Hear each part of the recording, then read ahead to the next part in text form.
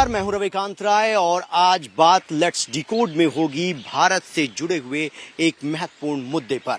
जी हां, आखिर ऐसी कौन सी वजह थी कि भारत बांग्लादेश के आम चुनाव पर बेहद पैनी नजर बनाए हुए था।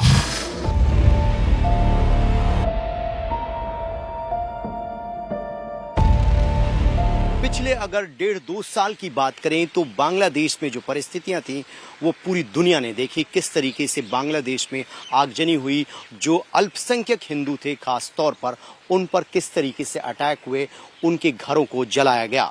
और ये परिस्थितियां ऐसी थी कि जो भारत को असहज कर रही थी। भारत बार बार इस बात को उठा रहा था। एक समय था कि भारत का संबंध बांग्लादेश से बेहद अच्छा था, लेकिन पिछले 1.5-2 सालों में बांग्लादेश के साथ भारत के संबंध अच्छे नहीं रहे।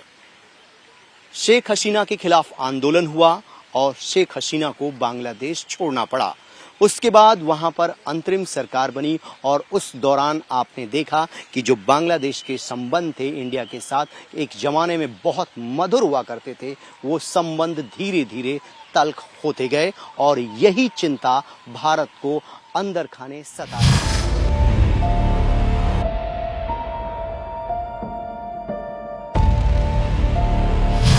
बांग्लादेश जो है एक बहुत ही मित्रतापूर्ण वाला देश रहा है भारत का, लेकिन आज का दिन भारत के लिए एक राहत की खबर लेकर आया। बांग्लादेश में आम चुनाव हुए और बांग्लादेश में जो सरकार बनने जा रही है वो है बीएनपी पार्टी की।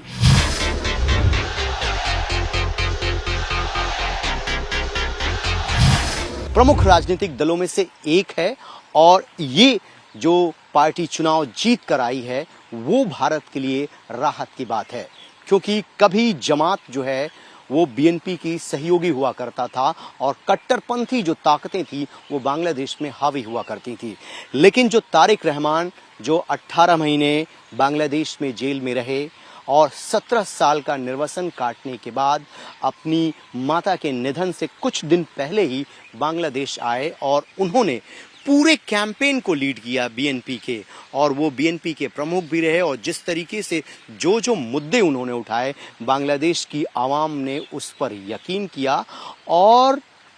पूरा का पूरा समर्थन जो है इस बार के लोकसभा चुनाव में यानी आम चुनाव में बीएनपी को मिला है और तारिक रहमान बांग्लादेश की कमान संभालने जा रहे हैं। सुबह ही प्रधानमंत्री नरेंद्र मोदी से उनकी बातचीत हुई और प्रधानमंत्री नरेंद्र मोदी ने उनको भरोसा दिया कि बांग्लादेश के विकास के लिए भारत जो कुछ भी कर सकता है वो भारत करेगा। एक स्थिर सरकार के बनने से भारत ने राहत की तो सांस ली, लेकिन तारिक रहमान और उनकी पॉलिटिकल पार्टी के साथ पूर्व में भारत के संबंध कैसे रहे हैं और ये सरकार जब बनती है तो भारत के बांग्लादेश के साथ संबंधों पर क्या असर पड़ेगा, इसको हम अपने खास प्रोग्राम में डिकोड करने जा रहे हैं। तो लेट्स डिकोड में सबसे पहले आपको थोड़ा पीछे लेकर चलते हैं। जब शेख हसीना बांग्लादेश की प्रधानमंत्री थी, उस वक्त कहा जाता था कि बांग्लादेश की प्रधानमंत्री शेख हसीना के संबंध भारत की सरकार और यहाँ के प्रधानमंत्री से इतने अच्छे थे कि भारत और बांग्लादेश मिलकर काम करते थे। बांग्लादेश की धरती का इस्तेमाल कभी भी भारत के विरोध में नहीं हुआ और यही बात जो है इंटरनेशनल कम्युनिटी को खटक रही थी कि बांग्लादेश की सरकार को किस तरीके से अस्थिर किया जाए। और उसके बाद आपने देखा कि बांग्लादेश में किस तरीके के आंदोलन हुए और शेख हसीना को अपनी जान बचाकर बांग्लादेश छोड़ना पड़ा। उसके बाद कुछ दिनों के लिए अंतरिम सरकार बनाई गई। अंतरिम सरकार के दौरान भी आपने देखा कि जो अल्पसंख्यक हिंदू हैं बांग्लादेश में उन पर किस तरीके के अत्याचार हुए। भारत लगातार इस बात को लेकर अपना विरोध जताता रहा। कुछ समय के लिए बांग्लादेश के जो संबंध है वो चीन से बेहद करीब होते गए, जो भी भारत के लिए, भारत के हितों के लिए ठीक नहीं था। लेकिन अब आम चुनाव हो चुके हैं, बीएनपी वहां पर सत्ता में वापसी कर चुकी है और उनकी सरकार बनने जा रही है और तारिक रहमान जो है वो बांग्लादेश के प्रधानमंत्री होंगे। अब इनके इतिहास को समझते हैं और भारत के लिए क्या चुनौतियां हैं बदली हुई परिस्थितियों में। अवामी लीग जो पॉलिटिकल पार्टी थी उसके साथ भारत के संबंध बेहद अच्छे रहे हैं, लेकिन बीएनपी के साथ उतने अच्छे संबंध नहीं रहे हैं। लेकिन राहत की बात यह है कि जिस तरीके से जमात है वहां पर जो कट्टरपंथी ताकतें हैं उनसे थोड़ा सा बेहतर विकल्प जो है वो बीएनपी पॉलिटिकल पार्टी है, क्योंकि तारिक रहमान पढ़े लिखे व्यक्ति हैं, वो बांग्लादेश का विकास चाहते हैं और अपने पॉलिटिकल कैंपेन में उन्होंने कहा कि हम बांग्लादेश फर्स्ट पॉलिसी को अपनाएंगे। तो अब ये डिपेंड करता है कि बांग्लादेश जो है कट्टरपंथ की राह पर जाता है या भारत के साथ अपने संबंधों को अच्छा करके विकास के मार्ग पर अग्रसर होता है, क्योंकि बांग्लादेश के निर्माण में भारत का योगदान बेहद अहम रहा है और इसी को वहां पर नेगेटिव करके कि भारत का इंटरफेरेंस बांग्लादेश की इंटरनल पॉलिटिक्स में बहुत ज्यादा है, इसको मुद्दा बनाकर शेख हसीना को वहां पर हटाया गया।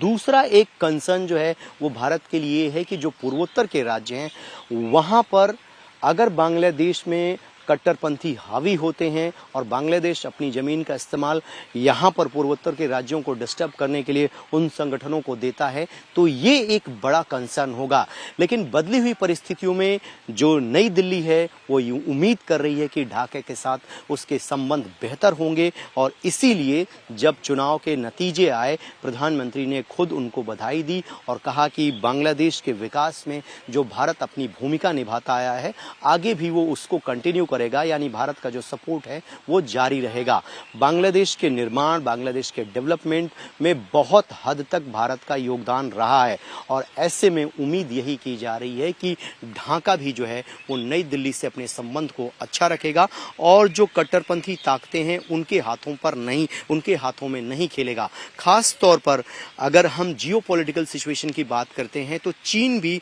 वहां पर चाहता है कि उसका इंटरफेरेंस ज्यादा हो, जिस तरीके से उसने नेपाल को डिस्टेबलाइज करने का प्रयास किया। यूएस भी अपने ट्रूप्स के लिए वहां पर स्पेस चाहता है ताकि वो अपना एक बेस बना सके और इसी बात का विरोध जो है वो वहां पर जो पिछली सरकार थी उसने किया और जिसकी वजह से वहां पर आंदोलन हुए और कहा यही जाता है कि कुछ फॉरेन ताकतें थी जो ये चाहती थी कि जो मौजूदा सरकार है जो भारत के फेवर में काम करती है उसको यहां से हटाया जाए। लेकिन भारत जो है बड़े संयम के साथ काम कर रहा है और ढाका से अपने संबंध बेहतर बनाने के लिए पुराने संबंधों को भी याद दिला रहा है कि अगर हम पड़ोसी हैं और हमारे संबंध अच्छे रहते हैं तो ये दोनों के हित में होगा, परस्पर हित में होगा। इसलिए अब ढाका की सरकार को, नई सरकार को भी सोचना होगा कि वो अपने संबंध भारत के साथ कैसे रखती है इन कंपैरिजन टू चाइना और यूएस, क्योंकि भारत एक पड़ोसी देश है और पड़ोसी देश के साथ अगर संबंध अच्छे नहीं होते हैं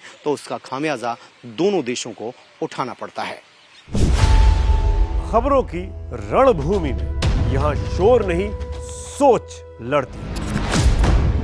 जहां शब्द नहीं फैक्ट्स वार करते हैं और हर सवाल खोलता है सच की नई परत।